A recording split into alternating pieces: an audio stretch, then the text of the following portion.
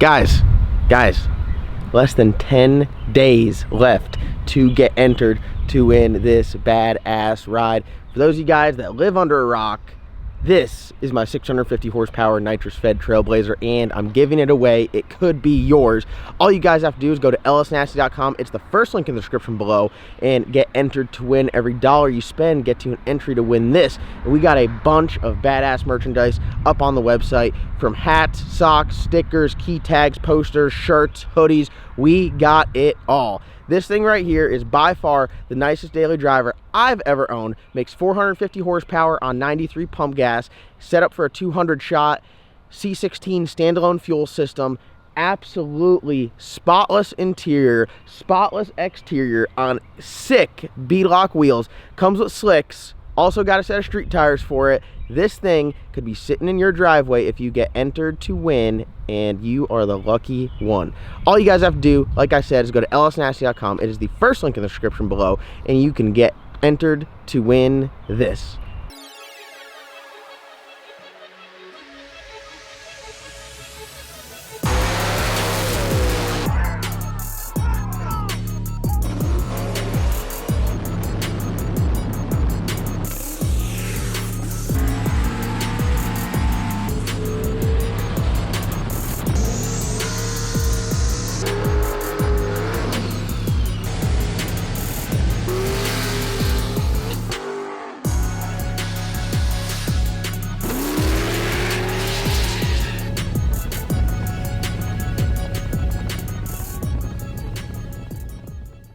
All right, guys, you just saw the intro. Less than 10 days left in the Trailblazer giveaway, so don't forget, go to lsnasty.com to get entered to win.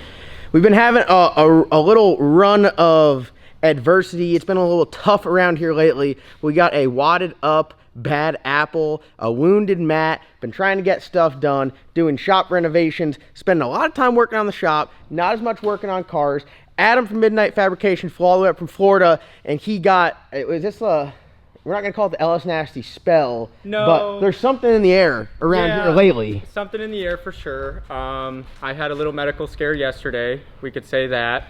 You have all appendages. I have all appendages. So it wasn't a work-related incident. Not a work-related incident, but a scare for sure. All makes us take a step back. Yep. I also came here. Before I came here, my cousin got diagnosed with stage 4 brain cancer, and he's not doing well, and his cars are at my shop, and they need to get done so we could drive him in his funeral line. So I need to get home.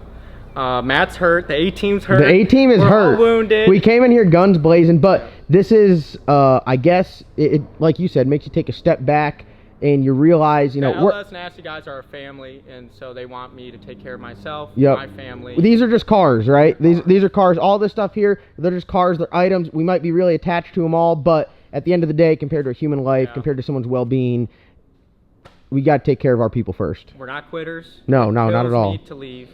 You know, you're having to yell at me to not touch this thing today. Yeah, all day I was like, you're not working anymore. You know, so kills me for the truck, but I got to run to Virginia in a couple weeks, and I can, you know, hit this place on the way back. The most important thing, you're okay. You're going to go back to Florida, see the family, get done what you got to get done, make sure you're healthy, make sure you're good.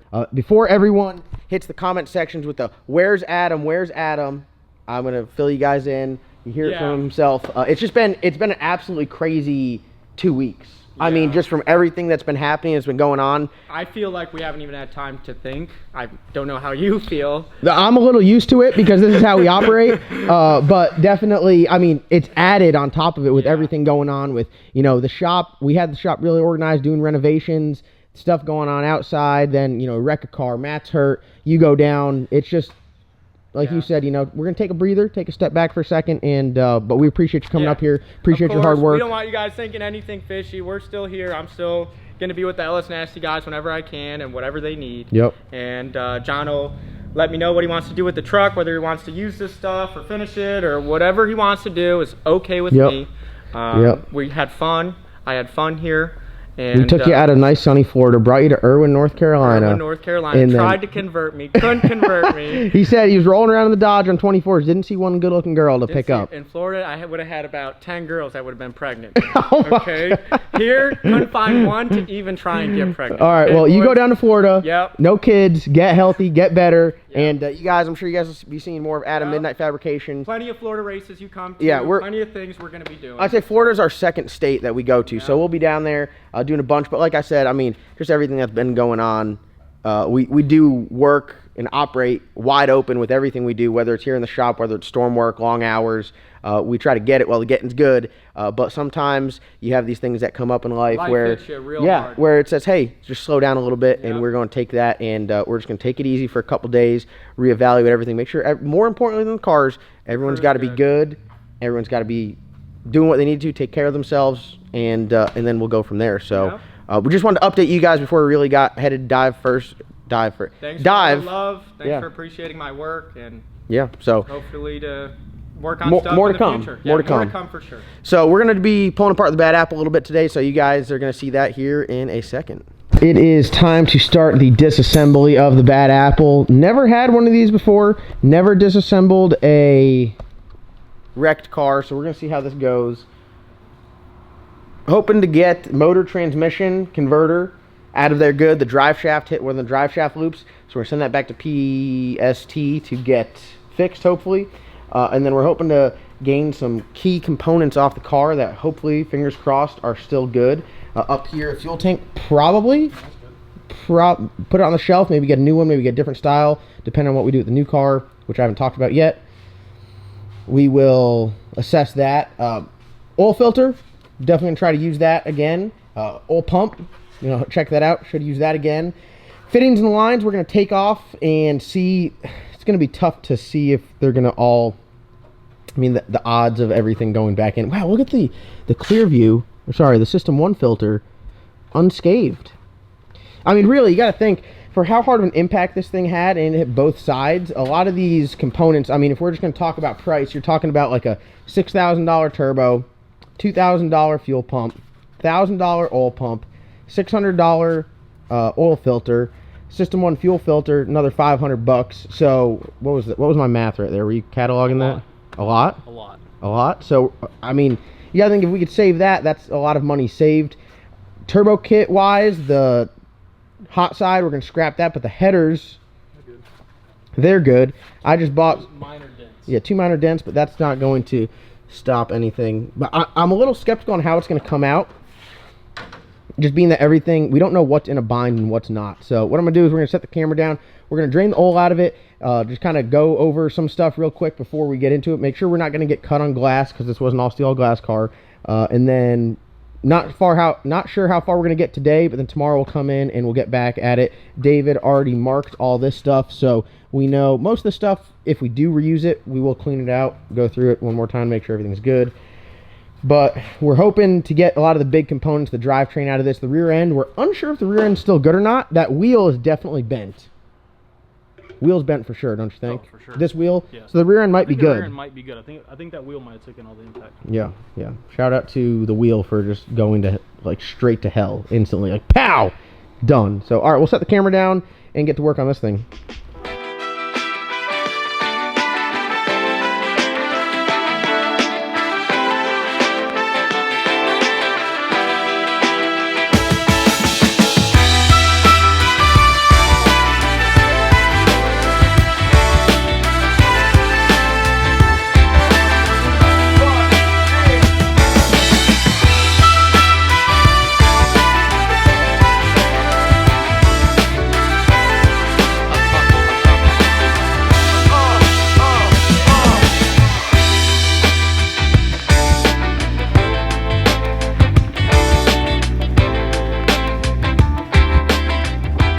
All right, first initial thoughts, taking apart a destroyed car. It's a little bit different because stuff's in different places. Like, I was able to reach in through the window here. I was able to reach in through the window to pull the wiring harness back. It's never been so easy to work on a car with a cage. Yeah, right, like you just go in wherever. It is going to be a little bit of an inconvenience when we want to get in the car. I think we're just going to have to pry this door off. Everything's all bowed up. Now, the top bell housing bolts on this, we generally get from the top. Can no longer do that. But You don't think we can with those long wrenches that have the swivel? yeah, we might, but it's definitely more of an inconvenience. It's definitely more of an inconvenience. But the bottom will work. The transmission crossmember broke, so once we take the bell housing bolts and the converter, like once we unbolt them, the transmission will fall out of it. And then after that, we really undid everything, so we'll take the turbo kit off, and then we'll be ready to pull the motor out. So we're really not too far. I'm going to try. I have yet to pull this motor with the intake on it, but we just got the intake sealed up, brand new intake gaskets. I'm really going to try to keep it all intact, so I'm going to run a chain. Did the firewall get closer or further to the back of the cylinder head? Closer, looks like. On that side? Maybe further on this side, closer on that side. Yeah, so maybe we'll go a chain from there up here, make sure it's tall enough to keep off the intake, put some rags down. David, are you bleeding yet? I got a couple nicks. Yeah, all right. methanol, Way, exactly way harder to work on this car and not bleed now than ever. Way more difficult. So we're making decent progress. We've been at it for what, 10 minutes? I'd say we got another half hour left and we could have the motor out. And I think that'd be good. Hopefully everything checks out good when it's coming out. Drive shaft is going to be kind of a pain because now you can't spin the tires over to get to the bolts on the U-joint. So that's going to suck. But once we get that taken care of, get the drive shaft out, then I think we'll be okay. Hopefully. Matt lucked out on this. He did all this fine work and then he's not here to pull the motor out. It's time. Yeah. How are we doing on the teardown? It's the next day now. I mean, it's pretty easy. Yeah. Everything's easy to get to. We're not at the crossroads yet. I don't know if we're going to get to it in this video, whether we decide to go out the top or the bottom with the motor. Like, drop the K-member and set everything out the bottom and pick the chassis up, or drop... I think we'll be able to get all those bolts to get the mid-plate and motor plate out. Yeah. Do you think the... Do you think the frame rail's narrowed enough to where we can't get the motor? Actually, the frame rail's wider over here. It's pushed in right here a little bit. Might have to drop that. Can you drop the header with it on the car? No. We might have to cut this tab. Who knows? Well, we're going to try to pull some stuff off. We're not going to pull the motor out of it in this video because I don't know how long of a process it's going to be, and it's already time for me to be editing this video, and I'm not editing it. So we're going to pull the turbo off, the hot side off. Damn, look at that V-band. Oh, yeah. Holy shit, what the hell? That's wild, isn't it? That wastegate flange got pushed in, so it just pushed everything over a little bit. Wow, that's wild. We're going to take the fuel tank off, the clear view off, the system 1 off, and the turbo off, coils off. So essentially what we're going to have left here is just the engine, transmission, rear end, and all the wiring's already pulled back inside the car. Shannon's actually coming to get this door. I've had a couple people hit me up trying to buy that door. Shannon's going to use that door because he says his doors fly off a little bit. And then we're going to have to clean up all the glass, get in here and start pulling stuff out. Obviously the Dominator's good. There's a big relay board that's good. But we're going to gut it essentially. Just, I mean, by the time we're done, it's going to be just a chassis with no glass. All steel, no glass. It went from all steel, all glass to all steel, no glass, like that. Just like that. Just like that. So, yeah, we got our new lead tech here, David. He is director of torn down cars. Also the DOT, director of tools. No glass makes it a little easy. Look how easy it is to get the dash out. Oh yeah, we need to get to my broken dash. You know what? Hold on. It's just a scratch. Hold on, no, it's good. Holy shit, guys, look at this. Oh, it's just like a... It's like a scratch in the plastic. Yeah. That dash has character. I wonder if it'll work. Yeah. It's like a touchscreen. What hit it? Dude, what hit it? I mean, probably glass. That's probably just, I mean... I would think it would just be a piece of glass. The motion mount? Probably just loosen the bolt. Yeah, it needs to be tightened. Damn, crazy. The dash bar has a bow in it. No, really? Yeah, the dash bar is bowed up. Oh, our brake master cylinder? We need to get that because that's pretty good too. Probably just break this dash out. I know these Mustang dashes are pretty sought after. Here, give it a little tug. Hold on, we gotta make sure No, it's zip tied in there. Imagine the dash is fine. This side has a couple screws, self tappers, something like that. That side's zip tied. Imagine the dash is fine and we go to rip this out and we break the dash. Some LS nasty shit. Yeah. This thing right here is a trooper. Can you believe this is? Seriously, that's just some rubber or whatever the window seal stuff is, but it's still good. Dude, four screws. Yeah. Oh shit, it is still good. Yeah, look at how bowed up it is there. Dude, that thing's a trooper right there. That thing is a trooper. God, we just we partially redid the firewall to make room for like the fuel rails and shit, and it's just a mess. So, all right. Well, we're gonna get the rest of the little things off. This is part of the decommissioning of the bad apple here. So it's going all right so far. We got probably about a half hour's worth of work until we get the motor ready to come out. So we'll just do that real quick and then edit this video and get it out to you guys.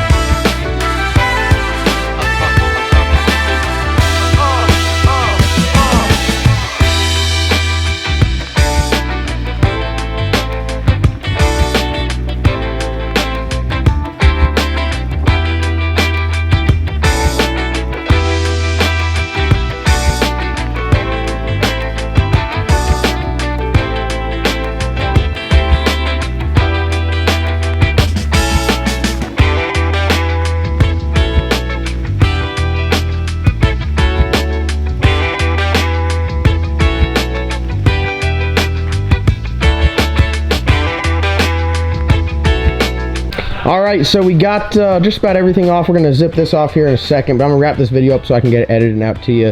Travis, you've been out of town in Florida. Yeah.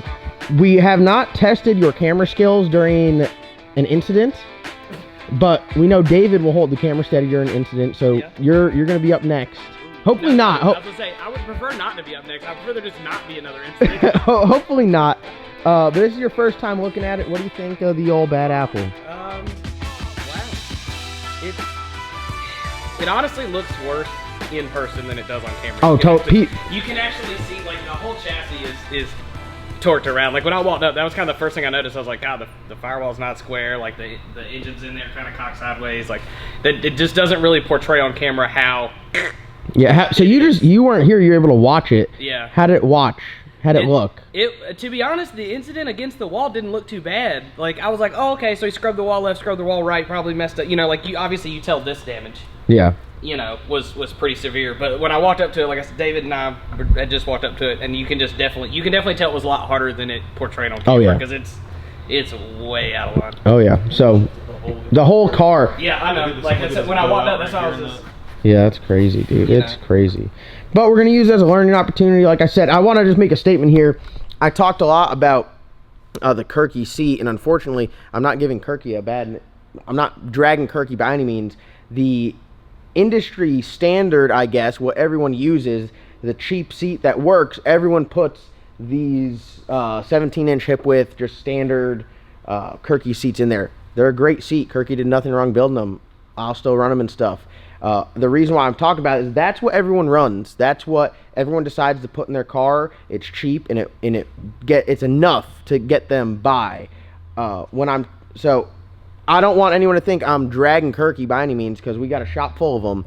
But what I'm saying, when it comes down to a audit of your safety, if you got one of those in there, I'd reevaluate it, because for, you know, a little bit more money, you can be a whole lot safer, not have to worry about head containment and all this other stuff, and the seat laying over, anything like that. I mean, let's be honest, as far as this compared to a stock seat, guys, this is way more support than a stock seat. Like, don't drag your stock seat. However, if you have a little room in the budget... No, not even if you have room in the budget. Like, if this is way cheaper than a big hospital bill. Yes. Sorry, I shouldn't say that. That is farly cheaper than a big hospital bill, but it'll get you in there, so you're essentially buying this seat and a hospital bill. Some of these other seats, like the Race Tech seats, the full containment seats, the ones that are very safe, they'll save you money in the long run. Buy once, cry once. That's it. Exactly. It might cost $1,000. Get your $1,000 out of there, save you $50 in the long run. So, but I just want to clear the air. I'm not talking shit on Kirky seats. I think they're a great seat. I think they have a place But at this level, when everything is, you know, high end, top dollar, no expense spared, you got to do that with the seat and with the safety. And look, we're talking about it because we were guilty of not following that rule. So we're going to audit ourselves, do a safety audit in all the cars, upgrade, be safer, be more proactive instead of reactive, even though this is a reactive event, and learn from it. So thank you guys so much for watching. Like always, comment, like, subscribe. We got a bunch of action coming up in the next couple days. Got a lot of work to do. Our new blower for the Pro Mod just got completed, so we're gonna go pick that up. So you guys don't want to miss any of this action. Less than 10 days left in the giveaway. Go to lsnasty.com to get entered to win. Go down and click that subscribe button. We'll see you guys in tomorrow's video.